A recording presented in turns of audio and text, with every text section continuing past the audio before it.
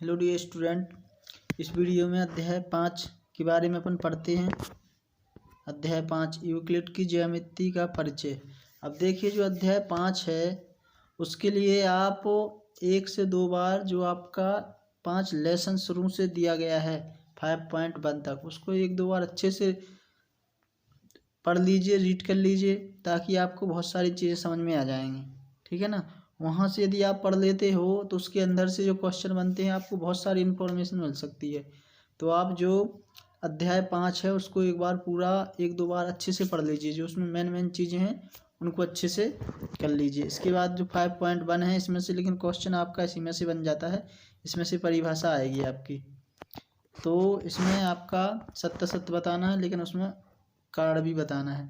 एक बिंदु से केवल एक ही रेखा खींची जा सकती है, यह असत्य है, क्योंकि एक बिंदु से होकर विभिन्न दिशाओं में असंख्य रेखाएं खींची जा सकती हैं। मतलब एक बिंदु से विभिन्न प्रकार बहुत सारी रेखाएं खींची जा सकती हैं। 2 भिन्न बिंदुओं से होकर जाने वाली रेखाएं असंख्य होती हैं, ये असत्य है, क्योंकि दिए गए 2 बिंदुओं से केवल एक अद्वितीय रेखा खींची जाती है।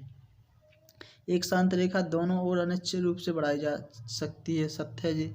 यदि 2 वृत्त बराबर हैं तो उनकी त्रिज्याएं भी बराबर होंगी, ये भी आपका क्या है, सत्य है।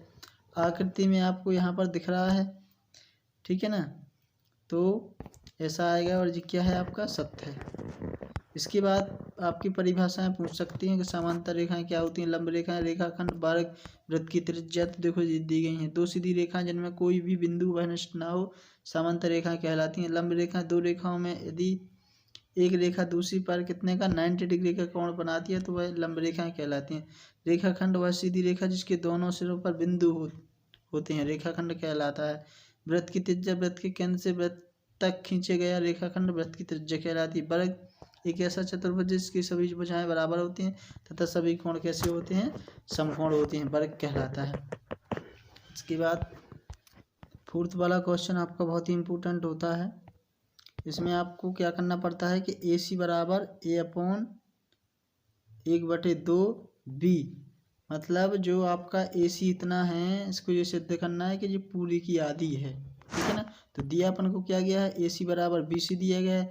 अपन अब दोनों ओर BC मतलब AC जोड़ रहे हैं। क्या जोड़ रहा है, AC, तो यहाँ पर AC जोड़ दिया और यहाँ पर AC जोड़ दिया BC में, ठीक है। अब AC और AC 2AC हो जाएगा, वह AC + BC बराबर कितना, ये पूरा है, ठीक है ना। तो इसकी जगह पर क्या आ जाएगा, AB आ जाएगा। अब 2 का अपन यहाँ भाग दे देंगे तो कितना आ जाएगा, 1/2 AB। तो आप इसको अच्छी आसानी से कर सकते हो। ऐसे एक और नीचे दिया गया है, इसको भी आप अच्छे से कर सकते हो। तो आप इनको अच्छे से कर लीजिए, इन्हीं में से आपका क्वेश्चन आ जाएगा। लेकिन एक बार आपको जो लेसन दिया गया है उसको पूरा अच्छे से एक बार पढ़ लीजिए, ठीक है ना।